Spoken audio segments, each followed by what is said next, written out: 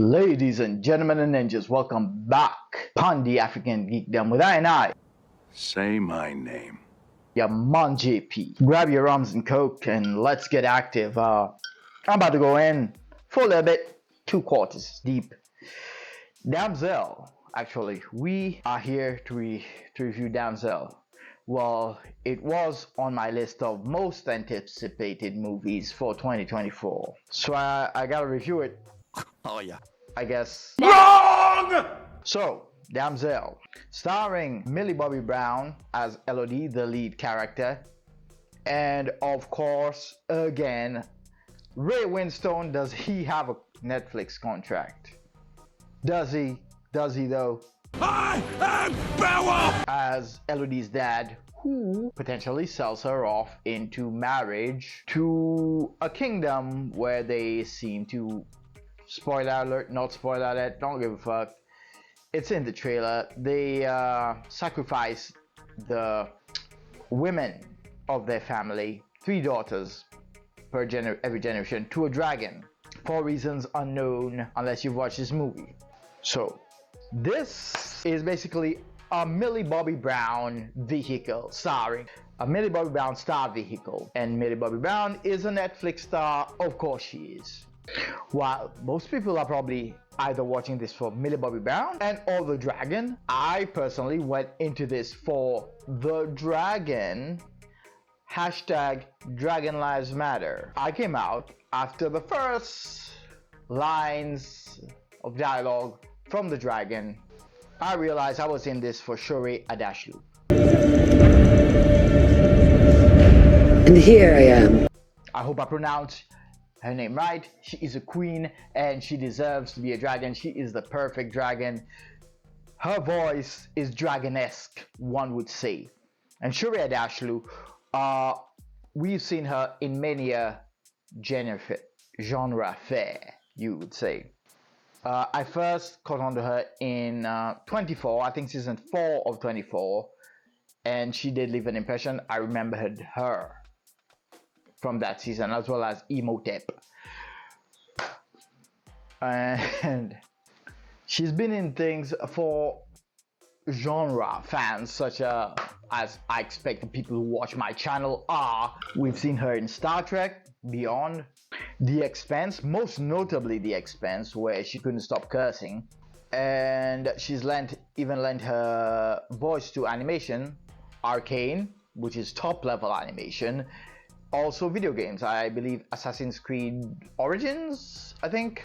Either way, she's great. I love seeing her. So if I give this movie any credit, is for casting the right actor with the right voice to portray the right character. Something hidden in the marketing of this film is the involvement of the director, Juan Carlos Frishadier. Sorry for butchering your name, sir. Who directed 28 Weeks Later, which is a sequel to one of the greatest zombie movies of our generation, 28 Days Later. And I like the sequel. A lot of people liked that sequel. It was a kick-ass sequel to a great movie. And to say that the internet has been less than kind to this movie would be an understatement. Now, I get that Hollywood has had a bit of an issue with strong female characters, starting from Rey in Star Wars and political messaging. And to me, in my opinion, I had fun with this movie. I quite enjoyed it for what it was. Not every movie has to be a masterpiece. It was not. And I think some reviewers are in fact not neutral. They are stuck on a message that everything with a female lead or with female empowerment as a theme might be Don't do this. Do what? is probably bad. While that has proven to be the case, whether you want to point out Captain Marvel, the He-Man reboot, and Star Wars, the new trilogy, Batwoman, I would say that maybe some of them, while very eloquent, well-spoken, intelligent individuals, they might have missed the point on this one. Or maybe I'm too simple-minded to see what point they're actually trying to make. This movie's premise is straightforward. Some people were bashing it for not having enough story. No, it's okay to not have enough story. Die Hard didn't have a lot of story. It was a bunch of guys holding people hostage and with a rogue cop in the building trying to take down the terrorists. That's it. This is a woman thrown into a dragon cave as a sacrifice who decides to fight back and survive. There is no scene in this I would say is egregiously unbelievable, as unbelievable as a movie with a talking dragon would get, I suppose. She's not, I don't find it to be girl bossy. This movie is accused of being a girl boss movie, and I'm trying to figure out I'm trying to find there are so many pointless accusations leveled at this movie. Yeah, nothing's really coming to mind.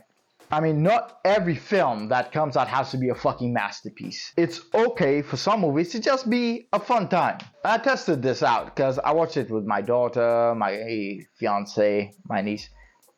Everybody had a good time. And my daughter would be the first to call out this shit because she fucking hates the Disney Star Wars trilogy. She hates that shit. I was wondering, is it just me? But no, listen. I know you guys, a lot of you guys, you have your talking points and you have your audience that you have to cater to. But you need to be able to... It was an okay movie. It was a fun time. Some movies are allowed to just be a fun fucking time. In the 90s, this might have come out in the cinema. Remember Dragonheart? Not that good of a movie, but I loved it. Sean Connery sleuthing as a dragon. Millie Bobby Brown as the lead was okay. Ray Winstone as the dad, great. The only casting I had an issue with was Angela Bassett. What the ever-living fuck? What was she doing in there? It's such a minuscule fucking role. I don't know what the fuck she was doing there. They could have casted anyone. And to cast a black person in that role in a European fantasy setting, I need a little bit more fucking explanation. What the fuck is she doing there? Okay? Maybe the law that it's just it's just black people and you fucking know where'd she come from, why is she there. 2 seconds of dialogue, okay fine, 5 seconds of dialogue would have done away with it. Okay, she's a rope maker's daughter from another continent at that, from where you're from, okay? And yes, one of the accusations is that the inciting incident was caused by a man, but however, this was never mentioned in this movie. Some of these films and TV shows can be very heavy-handed because this man did this. I'm a woman, I can do better. No, there was none of that. Yes, it was caused by a man because a man was the king at that time. It was normal to have that happen. And he did some fucked up shit, and now his descendants have to pay for his crimes. But the main bad guy of the piece is a woman, so they weren't exactly blaming males. As a matter of fact, this woman was basically abusing her son, mentally abusing her son into doing vile things that the boy was broken, basically. So I don't fucking see. I need a drink.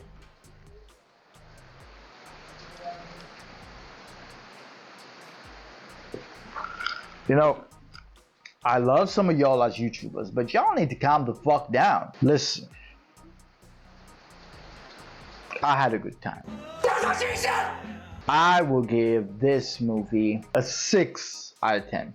On my Shaggy scale, this is a sexy. As in, very good to look at, you enjoy, you have a good time, it's a sexy lady. But in the end, not much substance, which is fine. It's fine. Do you, baby. Have fun. So, In summation, lords and ladies, this has been me, your man JP, Pandi African Geekdom. Leave a like, subscribe. I appreciate you for clicking on this face. It's not the best face, no, hardly the best face, but you are appreciated. Live long and prosper. May the force be with you.